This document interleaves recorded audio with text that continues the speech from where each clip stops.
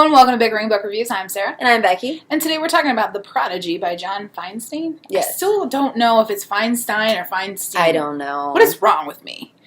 Anyway, so basically this is about a golf prodigy named Frank, who basically he's billed as being a lot like Tiger Woods and Tiger Woods' dad. Didn't know that there was this big issue with that family, whereas Tiger's father was trying to sell him.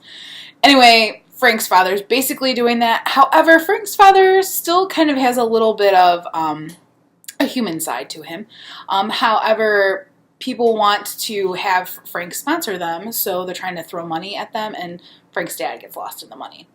And Frank's coach, Slugger, is really concerned about Frank and hoping that he doesn't turn into the next Tiger Woods. So he contacts somebody that he knew in college, Keith, who is a reporter, and why he has a stake in this, I'm not really quite sure, but Keith comes out and basically tries to set Frank's father straight and keep Frank's a good kid and trying to keep Frank on the good side, and also Frank really wants to go to college, and if he gets sponsored and gets an agent, he won't be able to go to college. So it's like trying to figure out how to make sure that Frank's best interests are taken to heart. Okay. So, this book. Well, first of all, I actually found a copy of this book at Book Expo of America just sitting on a table, and I took it, but I ended up reading an arc I got off of Edelweiss. Oh. Yeah. I would have taken that arc. No, I had to read it off of Edelweiss. It was hard. Okay, so every night before bed I try to read 2 chapters of any book, and I try to do that with Prodigy, and I read a page and I fall asleep. Because I don't necessarily think that I'm the reader for this book. So, okay, I don't golf.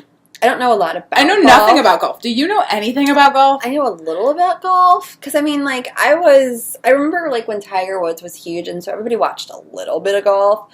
I was so bored at the golf parts. And I feel like with a lot of his books, sports are, maybe, 25% of the story. It was, 75% of the story. Yeah. But he didn't explain what any of it is. So they're talking about, bogeys and pars, and I'm like, is that good? Are we happy? Are we not happy? I don't know. Just tell me.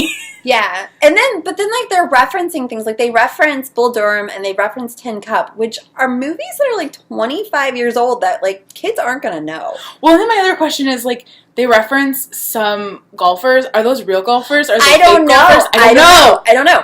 So, I know nothing about golf. So the golf stuff was super boring.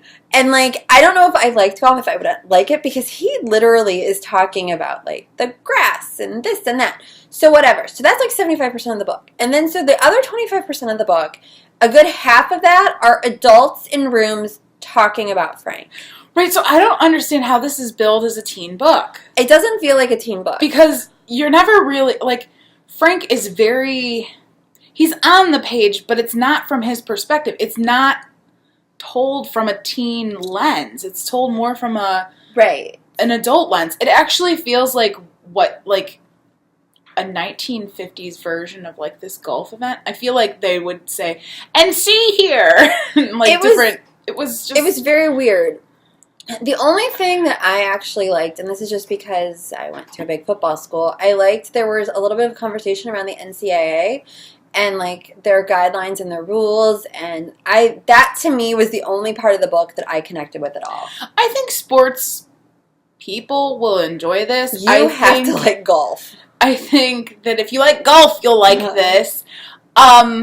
I don't know if a kid who's really into baseball is going to be able to read this. I doubt it. And I actually used to work with a lady whose 11-year-old was taking golf lessons. I knew a lot of people whose kids are into golf.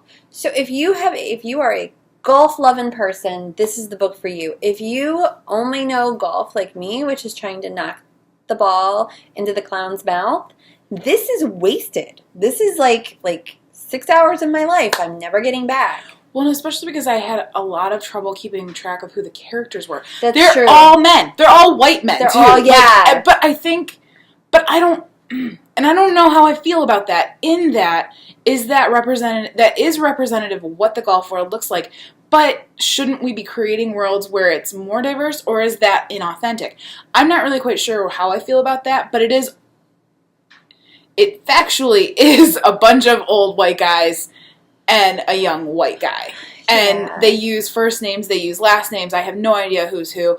It's all very kind of character-wise bland. They all feel very similar.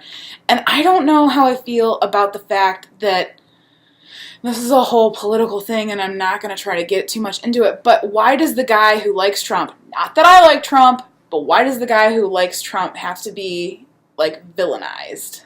I don't know.